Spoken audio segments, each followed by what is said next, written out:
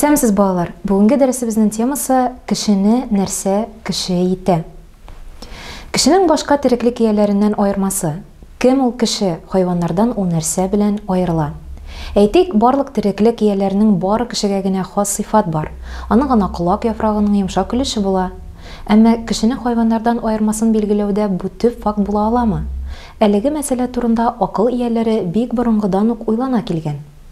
Фәндә түбәндәге нәтиҗә ясала. Кешенең иң төп сыйфаты аның иҗтимагый яисә социаль зат булуында. Димәк, кеше иҗтимагый зат. Тел, сөйләм, фикерләү сәләте һәм кешенең башка шундый сыйфатлары бары тик җәмгыятьтә аралашу барышында барлыкка килгән.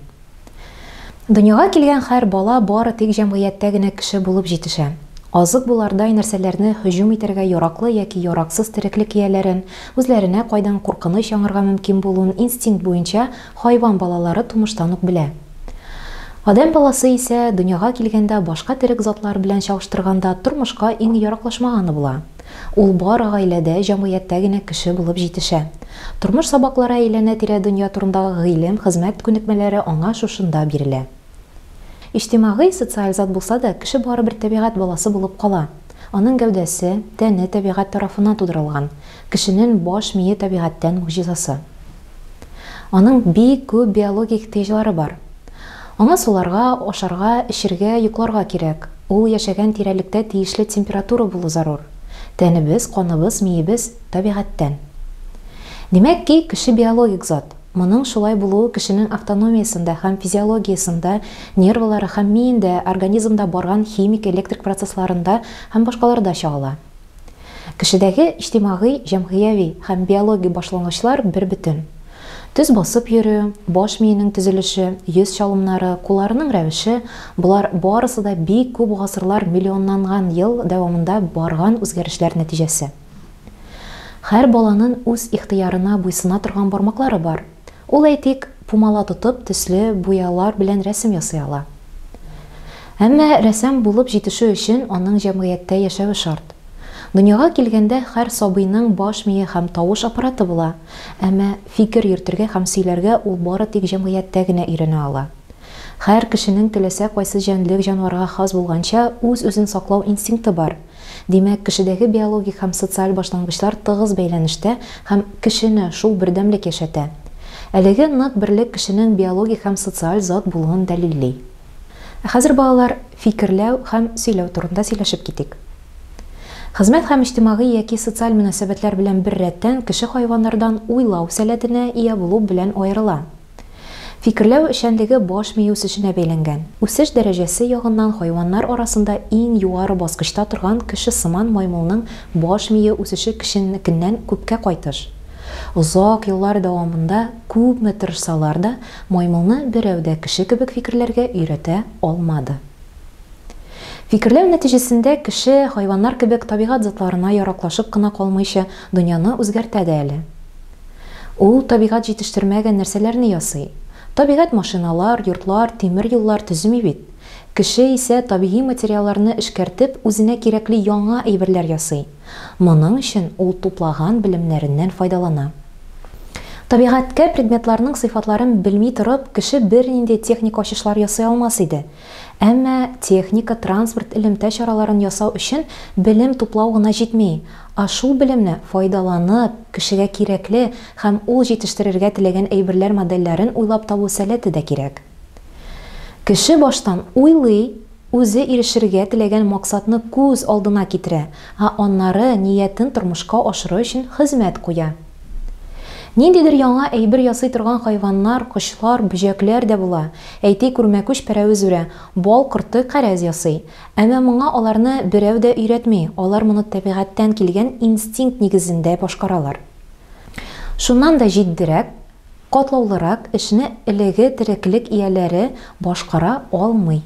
Иң начар архитектор да иң оста бал кортыннан балавыздан кәрәс ясаганчы аны әүвәл башында төзүе белән аерыла, дип яза Карл Маркс. Шулай булгач, кешенең эшчәнлеге иҗади характерда дигән сүз. Дөнья турындагы фикерләренә таянып, ул нинди дә булса берәр яңа нәрсәне уенда тутырган соң гамәлгә ашыра. Кешеләрне күмәк хезмәткә этәргән аралашу ихтыяҗы нәтиҗәсендә беренче сүзләр, ягъни тел барлыкка килә. Әкренләп кешеләргә фикер алышырга мөмкинлек биргән сөйләм үсеш ала. Бер-берең белән нинди дә булса ымнар, ишарәләр, әйтик, ризалыгыбызны белдереп, баш кагабыз, рәсемнәр, сызымнар һәм башка билгеләр ярдәмендә дә аралашырга була, әлбәттә. Әмма сөйләм теле уй белдерүнең иң уңайлы, күпчелек өчен уртак чарасы. Китап укучы кешелек акылы тудырылган иң камил казанышларны синдерә, белем үзләштерә, авторның сүз калыбына салынган хисләрен аңлый.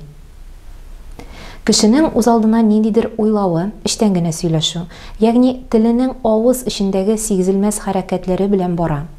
Шул рәвешчә язма телдән һәм сөйләм теленнән тыш әле тагын эчке тавышсыз башкалар күрми һәм ишетми торган сөйләм дә була. Фикер йөртү һәм тел арасында тыгыз элемтә бар. Аларны бер-берсеннән аерырга мөмкин түгел. Фикерләүдән башка тел яши алмый, телдән башка фикер булмый. Махсус күнегүләр ярдәмендә өйрәнеп карасалар да, маймыллар сөйләшергә сәләтсез булып чыга. Моның сәбәбе кешенең тавыш аппараты миллион еллар дәвамында формалашуда гына түгел, ә кешенең фикерләргә сәләте булуында, аның югары төзелеше баш миенең бик дәвамлы тарихи үсеш кичерүендә. Кеше үз мөмкинлекләрен ничек тормышка ашыра. Мөгаен, һәрбер кеше үз гомеренең заяга узмавын телидер. Александр Сергеевич Пушкинны искә төшерик әле. Эчеп бетерә алмас минем үлем, актык тамчым барбер калыр, җырын үзмәс рухым сазы, тик җисәдем генә юалыр. Кешеләргә нәрсә кала? Шагыйрь яисә язучының иҗади мирасы, аның шигырьләре, поэма, повестлары. Архитекторлар һәм төзүчеләрдән шәһәрләр һәм авыллар, галимнәр һәм бакчалар кала. Бар кеше дә төзүче һәм бакчачы гына булып бетми бит диярсез. Дөрестән дә шулай. Әмма философлар фикеренчә, кешегә ничек кенә булса да башкалардан аерылып тору, күз уңында булу, танылу, шөһрәт алу омтылышы һәм бу казанышларның дөньядан киткәч тә онытылмавын теләү хас. Әмма мондый теләкләр качак ямьсез рәвешләр ала. Хәзер безнең тормышыбыздан матди байлык тупларга зур игътибар бирелә. Малга ия булу гына әле кешене бәяләми, әйберләр хуҗасы яхшы да, яман да булырга мөмкин. Кешенең сәләте аңа табигатьтән бирелгән мөмкинлекләр эшчәнлек барышында ачыла һәм үсеш ала. Балалар, эшчәнлекнең 3 төп формасын искә төшерик. Сез инде хәтерлисез. Ул хезмәт, уку һәм уйнау. Бала уйный, уенчык шакмаллардан йорт төзи. Кымнан ныгытма кыра, конструктор детальләреннән модель җыя. Әни булып уйный, курчагын йокларга сала, очучы, сатучы, машина йөртүче, космонавт булып төрле рольләргә керә. Уен вакытында ул өлкәннәрне кабатлый, эшчәнлектә планлаштырылган максатлар куярга, тиешле чаралар табарга өйрәтә. Уен эшчәнлегендә күп төрле кешелек сыйфатлары үсеш ала. Бер заман уен белән бергә уку эшчәнлеге дә үсә башлый. Аның барышында алдымлап тәҗрибә үзләштерелә. Дәреслек текстларын өйрәнеп, әдәби әсәрләр укып, мәсьәләләр шишеп, дәреслектәге төрле биремнәрне үтәп, кеше җәмгыятьтә яшәү өчен белем һәм күнекмәләр туплый. Фикер йөртүен һәм сөйләмен камилләштерә, иҗади мөмкинлекләрен үстерә, һөнәрле була. Белем алу белән бергә хезмәт эшчәнлеге дә барлыкка килә. Баштарак бу йорт эшләре, аннары мәктәп остаханәсендә, йорт яны кишерлегендә эшләү һәм алга таба олы кеше хезмәте җитештерү өлкәсендә, хезмәт күрсәтү даирәсендә һөнәри эшчәнлек, интеллектуаль эшчәнлек. Хезмәт кешенең иҗади мөмкинлекләрен арттыра, максатчанлык, мөстәкыйльлек, ныклык, аралашучанлык һәм башка кешелек сыйфатларын булдыруга ярдәм итә. Хезмәт эшчәнлеге төрле булырга мөмкин. Иген чәчелгән кырлар, хезмәт кораллары, торак йортлар, гайбадәтханәләр – булар һәммәсе җитештерү эшчәнлеге җимешләре. Русская правда 1497 елгы судебник, башка закон чыгару актлары дәүләт эшчәнлеге нәтиҗәсендә туган. Дәүләт чикләрен киңәйтү, күп милләтле дәүләт формалаштыру, сәяси эшчәнлек нәтиҗәләре. Чүл күлендә, Куликово кырында, Төньяк сугышында яисә 1812 елгы Ватан сугышында җиңү яулау хәрби эшчәнлек нәтиҗәсе. Ватан сугышында җиңү яулау хәрби эшчәнлек нәтиҗәсе. Михаил Васильевич Ломоносовның ачышлары, Кулебин уйлап тапкан нәрсәләр, Менделеев хезмәтләре акыл эшчәнлеге җимеше. Мәшһүр рус балеты, күчмә рәссамнар картиналары, сәнгать эшчәнлеге гәүдәләнеше. Кемдер гомерен фәнгә, кемдер бизнеска багышлый, кемдер хәрби булырга тели, яисә гаилә корып, балалар тәрбияләргә хыяллана. Иң мөһиме, һәр кешенең максаты җәмгыять мәнфәгатьләренә каршы килергә тиеш түгел. Тормыш максатларына ирешү үз сәләт мөмкинлекләреңне гамәлгә ашыру, самореализация, кешедән зур тырышлык таләп итә, һәм бу кешедәге ихтияр көченең бер күрсәткече буларак каралырга хаклы.